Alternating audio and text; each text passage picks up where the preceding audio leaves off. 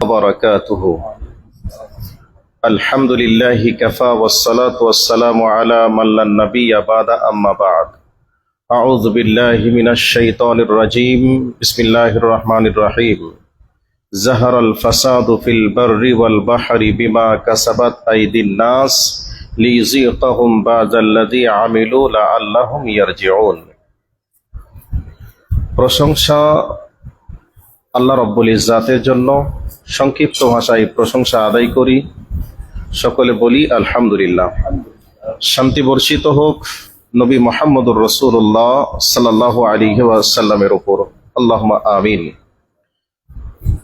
সম্মানিত দর্শক ও শ্রোতা, বর্তমান সময়ে গোটা ভারতবর্ষ নয়, গোটা পৃথিবীতে কি চলছে না চলছে এটা আমরা মুহূর্তের মধ্যেই আমরা জেনে যাই সোশ্যাল মিডিয়ার মাধ্যমে। আমাদের পার্শ্ববর্তী একটা দেশ, যে দেশটার নাম হচ্ছে নেপাল, আমাদের ভারতবর্ষের একটা অঙ্গরাজ্য নেপাল। এই দেশে কি চলছে এগুলিকেও আপনারা সোশ্যাল মিডিয়ার মাধ্যমে দেখছেন। ভারতবর্ষের বিভিন্ন রাজ্যেই আন্দোলন চলছে কি বিষয় নিয়ে, এগুলিকেও আপনারা দেখছেন, শুনছেন, বুঝছেন। ঠিক তেমনি ভাবে ভারতবর্ষ তথা গোটা বিশ্বের কোথায় কিভাবে আসমানি গজব নেমে আসছে এটাও আপনারা দেখছেন। আমাদেরই ভারতবর্ষের একটা রাজ্যের নাম হচ্ছে পাঞ্জাব। এই পাঞ্জাব রাজ্যেই কয়েকদিন থেকে বা কয়েকদিন ধরেই আমরা সোশ্যাল মিডিয়ার মাধ্যমে দেখছি ব্যাপক বন্যা। এই ব্যাপক বন্যার কবলে পড়ে শত শত বিল্ডিং, ঘর বাড়ি, মানুষ, প্রাণী, অনেক কিছুই প্রাণ হারিয়েছে, এগুলিকে আমরা দেখছি। মানুষ তো আমরা নিজেরা মনে করি সকল ক্ষমতার উৎসই জনগণ, সকল ক্ষমতাই নাকি মানুষের হাতে। তো সকল ক্ষমতাই যদি মানুষের হাতেই হয়ে থাকে, জনগণের হাতেই হয়ে থাকে, তাহলে সাধারণ সাদাবাটা পানি, সেই সাধারণ সাদাবাটা পানির কাছে মানুষ কতটা অসহায়। কয়েক লক্ষ কয়েক কোটি টাকা খরচ করে বিল্ডিং অট্টালিকা বানিয়েছে, নিমেষেই পানির তলায় তলিয়ে যাচ্ছে, এগুলিকে আমরা দেখছি। মানুষ যে কত অসহায়, পানির তলে চলে কোথায় যে তার লাশ বডি উঠছে কেউ খুঁজে কুল কিনারা করতে পারছে না। মানুষ তো দূরের কথা, জমিনের অনেক প্রাণী আছে, হিংস্র প্রাণী, যেই প্রাণীগুলিকে আমরা দেখি প্রচন্ড শক্তির অধিকারী, যার নাম বাঘ, সিংহ, হাতি, মহিষ, গরু, ছাগল, মোষ, ভেড়া, এগুলিকে আমরা দেখি। এগুলি হাতির মতো একটা প্রাণী, এগুলি বন্যার কবলে পড়ে পানির গতিতে চলে যাচ্ছে। এরপরেও আমরা দেখছি বাঘের মতো একটা প্রচন্ড শক্তিধর একটা প্রাণী, একেও দেখছি বা পানির স্রোতের সঙ্গে ভেসে চলে যেতে। তো এই যে বন্যা আসছে, ঝড় হচ্ছে, জলোচ্ছ্বাস হচ্ছে, এগুলিকে আমরা দেখছি, এগুলিকে আমরা কি ভাবি? এর পিছনে কি কোনো দিক নির্দেশনা আল্লাহ সুবহানাহু ওয়া তাআলা দিয়েছেন? জি দিয়েছেন। এ ব্যাপারে সূরা রুমের ভিতরে একটা আয়াত আল্লাহ সুবহানাহু ওয়া তাআলা দিয়েছেন, জাহারাল ফাসাদু ফিল বাররি ওয়াল বাহরি বিমা কাসাবাত আইদিন নাস লিইউযীকাহুম বা'দাল্লাযী আমিলু লাআল্লাহুম ইয়ারজিউন। আল্লাহ সুবহানাহু ওয়া তাআলা বলেন, পৃথিবীর জলপথে বা স্থলপথে যা কিছু হয়ে থাকে সবটাই হচ্ছে বিমা কাসাবাত আইদিন নাস, মানুষের কৃতকর্মের ফলস্বরূপ হয়ে থাকে। আল্লাহ সুবহানাহু ওয়া তাআলা কেন এ আযাব এবং গজবগুলি দেন? আল্লাহ পাক নিজেই তার উত্তর দিচ্ছেন, লিইউযীকাহুম বা'দাল্লাযী আমিলু লাআল্লাহুম ইয়ারজিউন। আমরা যে অন্যায় করি, এই অন্যায়ের স্বাদ কেমন, আমরা সেই স্বাদ যাতে গ্রহণ করে অন্যায়টা ছাড়তে পারি, এই জন্য আল্লাহ পাক তিনি আযাব দেন। তো এই যে বন্যা, শুধু পাঞ্জাবে যে বন্যা হয়েছে এটা নয়, ভারতবর্ষের বিভিন্ন রাজ্যেই হয়েছে, পৃথিবীর বিভিন্ন দেশে হয়েছে, এগুলিকে আমরা দেখছি। তো রিসেন্ট এখন চলছে পাঞ্জাব। তো এই পাঞ্জাবের যে বন্যা, এই বন্যাগুলি মূলত আল্লাহ সুবহানাহু ওয়া তাআলা দিয়ে থাকেন আমাদের দুই হাতের পরিবর্তে আমরা যে অন্যায় করে থাকি, এই অন্যায়ের শাস্তি স্বরূপ আল্লাহ সুবহানাহু ওয়া তাআলা কোনো সময় বন্যা, কোনো সময় আকাশের বৃষ্টি বন্ধ করে, কোনো সময় আকাশ থেকে পাথরের খণ্ড বর্ষণ করে, কোনো সময় ভূমিকম্প দিয়ে আল্লাহ সুবহানাহু ওয়া তাআলা আমাদেরকে ভুল পথ ছেড়ে ন্যায়ের পথ আসার শিক্ষা দেওয়ার জন্য মূলত এগুলি দিয়ে থাকে। তো যাই হোক, এগুলি কোরআন এবং হাদিস থেকে আমরা জানতে পারি।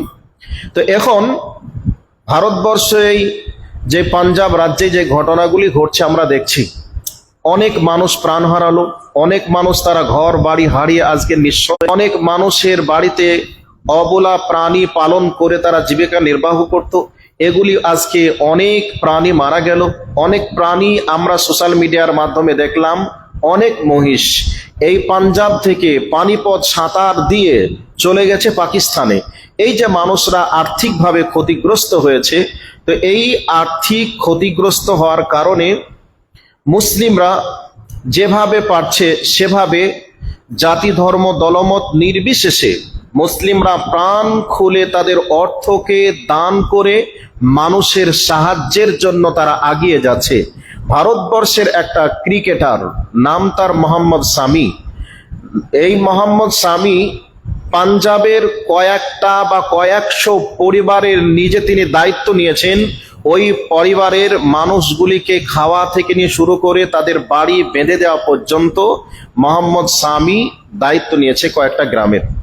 তাহলে কয়েকটা গ্রামের মানুষের খাবারের দায়িত্ব নিয়েছে, কয়েকটা গ্রামের মানুষের বাড়িঘর তৈরি করে দেওয়ার জন্য সে দায়িত্ব নিজে গ্রহণ করেছে।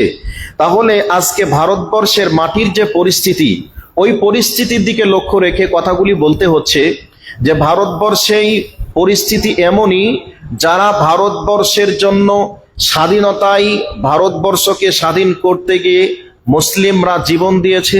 এই ভারতবর্ষকে ভারতবর্ষ যখন একসময় অসচ্ছল অবস্থায় ভেঙে পড়েছিল, এই ভারতবর্ষকে সচ্ছল করার জন্য মুসলিম পরিবারদের পক্ষ থেকে কয়েক মণ সোনা দিয়ে এই ভারতবর্ষকে যাতে করে আবার সচ্ছল অবস্থায় ফিরিয়ে নিয়ে আসা যায়, এদিক থেকে ভারতবর্ষের মুসলিমরা সেই জায়গাতেও তারা অর্থ দান করে ভারতবর্ষকে দাঁড় করানোর চেষ্টা করেছিল।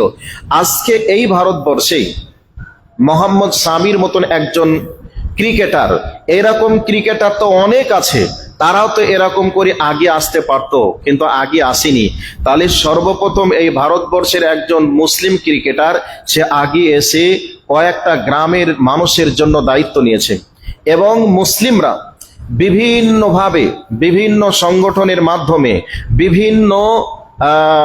বিভিন্ন মাদ্রাসার শিক্ষকেরা, বিভিন্ন মসজিদের ইমামেরা, বিভিন্ন সংগঠনের দায়িত্বশীলেরা তারা আজকে বিভিন্নভাবে তারা ফান্ড কালেকশন করে পাঞ্জাবের জাতি ধর্ম দলমত নির্বিশেষে সকল মানুষের জন্য পৌঁছে দেওয়া হচ্ছে। আবার এদেরকেই বলা হবে দেশদ্রোহী। এরা নাকি মুসলমান, মানে ভারতবর্ষের জন্য এরা আশীর্বাদ নয় বরং অভিশাপ। আসলে কি তাই? না, তাই নয়। ভারতবর্ষের বিভিন্ন ক্ষেত্রে, বিভিন্ন পরিস্থিতিতে, বিভিন্ন পরিবেশে আমরা মুসলিমরা প্রাণ খুলে মানুষের পাশে দাঁড়ানোর চেষ্টা করেছি, মুসলমান ভেবে নয় বরং মানুষ ভেবে। জাতি ধর্ম দলমত নির্বিশেষে আমরা মুসলমানরা তাদের পাশে দাঁড়িয়ে বিপদ থেকে উদ্ধার করার চেষ্টা করেছি। এই জন্য আজকে পাঞ্জাবের মানুষদের জন্য আজকে আর্থিকভাবে সাহায্য করার জন্য আমরা যেমন হাতটা বাড়িয়েছি, বিভিন্ন জায়গাতে এর আগেও বাড়িয়েছি, আজকেও বাড়াবো।